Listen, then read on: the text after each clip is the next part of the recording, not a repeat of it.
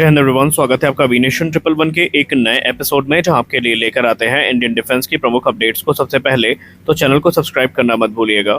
आज के अपनी अपडेट की हम शुरुआत करने वाले हैं भारत के रक्षा मंत्रालय से आई एक रिपोर्ट से। भारत के रक्षा मंत्रालय की तरफ से स्पष्ट कर दिया गया है कि आज रक्षा मंत्री राजनाथ सिंह जी की तरफ से लखनऊ में ब्रह्मोस एरोस्पेस की तरफ से जो नई ब्रह्मोस मिसाइल मैन्युफैक्चरिंग फैसिलिटी है, इसको इनॉग्रेट किया गया है। ये फैसिलिटी भारत के लिए काफ़ी महत्वपूर्ण है, क्योंकि यहाँ पर ब्रह्मोस के सभी वेरिएंट, मौजूदा और फ्यूचर के जो वेरिएंट हैं वो बनाए जाने हैं।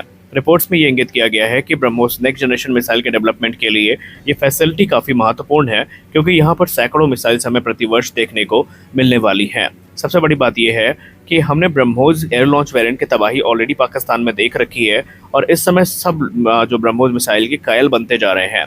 लेकिन ब्रह्मोस एनजी को लेकर ये माना गया है कि ये एक गेम चेंजर मिसाइल होने वाली है, क्योंकि अभी अगर हम ब्रह्मोस के एयर लॉन्च वेरिएंट की बात करें तो पूरे ऑपरेशन के दौरान सुखोई 30 MKI ही वो प्लेटफॉर्म था जो सिर्फ इनको कैरी कर सकता था।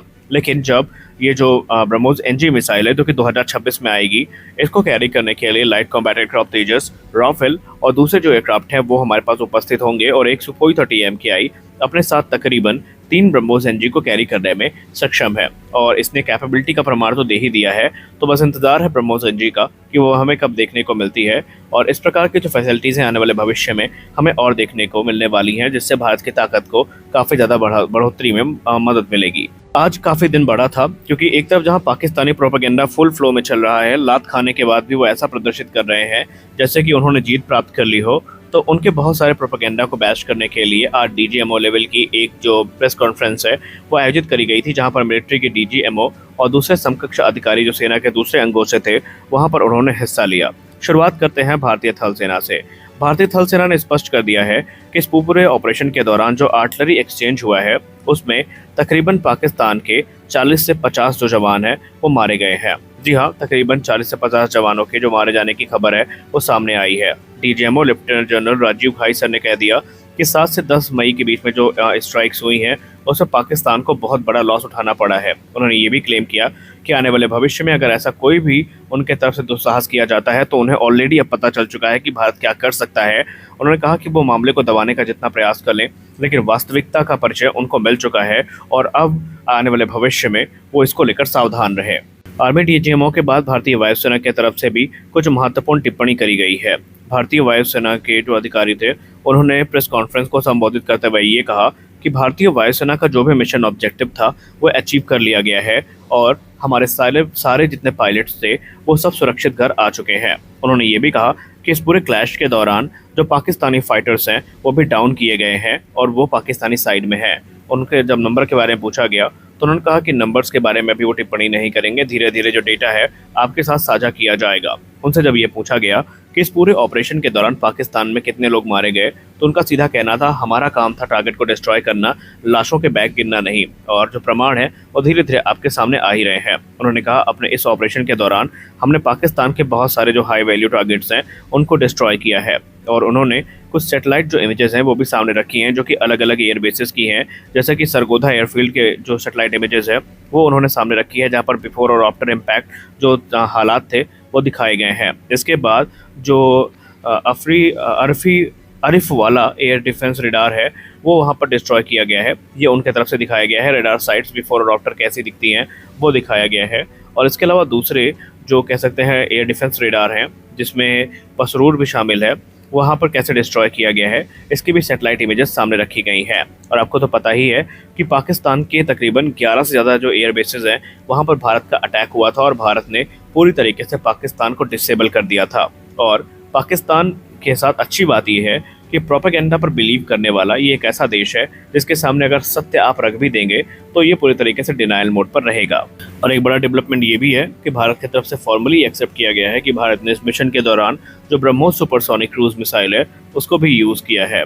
तो भारतीय वायुसेना ने एक ये भी बात स्पष्ट करी है कि अभी हम कॉम्बैट सिचुएशन में हैं, इसलिए जो एयरक्राफ्ट्स हैं और दूसरे डेटा है वो साझा नहीं कर सकते, लेकिन उन्होंने इतना कहा कि हमारे सारे पायलट्स सुरक्षित घर में हैं, और आगे की जो डिटेल्स है, आगे की जो इन्फॉर्मेशन है वो आपके सामने रखी जाएगी। यूतों ने पाकिस्तान के ऑपरेशन के दौरान भारत ने कैसे पाकिस्तानी ड्रोन्स को रोका, कैसे पाकिस्तान की मंशा को विफल किया, वो हम सब जानते हैं, और हमने मुख्य तौर पर इसका श्रेय जो है वो L-70 guns, Akash surface to air missile system, MR-SAM और S-400 जैसे एयर डिफेंस सिस्टम को दिया।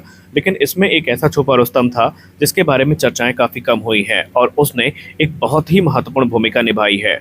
और ये सिस्टम कोई और नहीं बल्कि defence research and development organisation के द्वारा विकसित किया गया drone detect, deter and destroy system यानी D4 सिस्टम था, जिसने नॉन कैनेटिक मेजर्स का इस्तेमाल करके जो तुर्किश सप्लाई ड्रोन थे इनको पूरी तरीके से डिसेबल कर दिया। और अधिकतर ड्रोन्स तो ऐसे ऐसे थे जो इंडियन एयर स्पेस को क्रॉस करने के तुरंत बाद ही गिर पड़ते थे।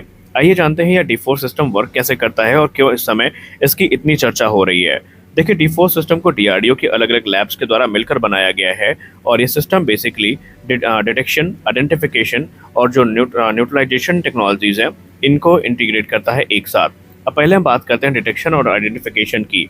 ये system basically radar, RF detection और इलेक्ट्रो ऑप्टिक सेंसर्स को कंबाइन करता है ड्रोन को डिटेक्ट करने के लिए हाईएस्ट एक्यूरेसी के साथ।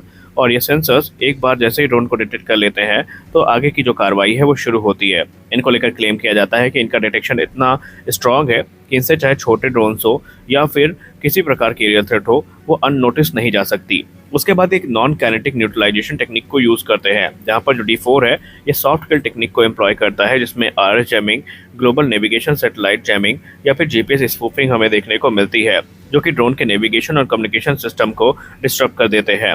D4 जो है जो उनको या तो कंफ्यूज कर देता है या फिर उनको क्रैश या रिटर्न करने पर मजबूर कर देता है और इससे जो टारगेट है वो पूरी तरीके से बच जाते हैं। और अगर मान लीजिए नॉन कैनेटिक जो मेजर है ये विफल हो जाता है तो कैनेटिक बैकअप भी इनके पास होता है। जी हाँ, अगर सॉफ्ट किल जो है ये इनसफिशिएंट होता है तो D4 जो है ये हाई एनर्जी डायरेक्टेड एनर्जी जो वेपन्स हैं या बीम्स हैं उनको एम्प्लॉय करता है, जिसके चलते जो ड्रोन्स हैं वो न्यूट्रलाइज कर दिए जाते हैं। और इस सिस्टम ने पूरे ऑपरेशन के दौरान अपनी उपयोगिता को साबित किया है। अब आइए बात कर लेते हैं एक ऐसी रिपोर्ट के बारे में जो इस समय हर ट्विटर स्पेस और हर डिफेंस डिस्कशन का भाग बन चुकी है।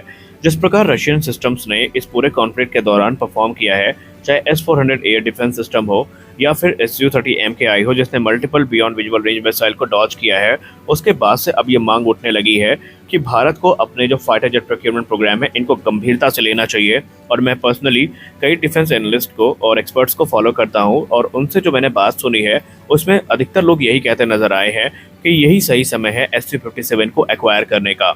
जी हाँ, एक तरफा जो समर्थन था वो Su-57 को मिला। उन्होंने कहा राफेल एक बढ़िया प्लेटफॉर्म है लेकिन अब हमें फ्यूचर की टेक्नोलॉजी के हिसाब से खुद को तैयार करना है। राफेल ने बेहतरीन परफॉर्म किया है, सुखोई 30 MKI ने बेहतरीन परफॉर्म किया है, लेकिन अगर आप बड़े नंबर्स पे जाना चाहते हैं तो फिर आपको ये चीज़ देखनी होगी कि कौन सा प्लेटफॉर्म आपके लिए ज़्यादा एडवांटेजियस है। उन्होंने कहा Su-57 के साथ हमारे पास बेनिफिट ये रहेगा कि 5th जन टेक्नोलॉजी होगी, इंडियन कस्टमाइजेशन होंगे और रशिया जिस प्रकार की फ्लेक्सिबिलिटी दिखा रहा है भारत के साथ, ये भारत के लिए बहुत हितकर होने वाली है।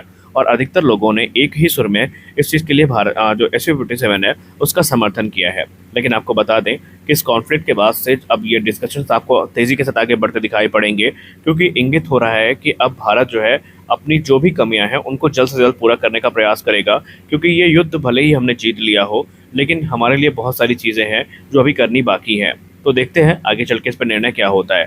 खैर, अगर भारत को मौका मिला तो भारत को क्या लेना चाहिए, Su-57 या राफेल, आपकी क्या राय है आप ज़रूर बताएं। तो आज के इस वीडियो में बस इतना ही, मिलते हैं अगले वीडियो में, तब तक के लिए जय हिंद।